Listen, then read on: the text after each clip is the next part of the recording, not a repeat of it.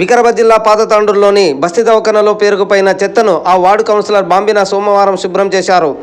Municipal కార్మికులు చేస్తున్న సమ్మె కారణంగా ఎక్కడ చెత్త అక్కడ పేరుకుపోవడంతో కౌన్సిలర్ బాంబిన స్వయంగా చెత్తను ఊడ్చారు. ఆమెకు పలువురు అభినందనలు తెలిపారు.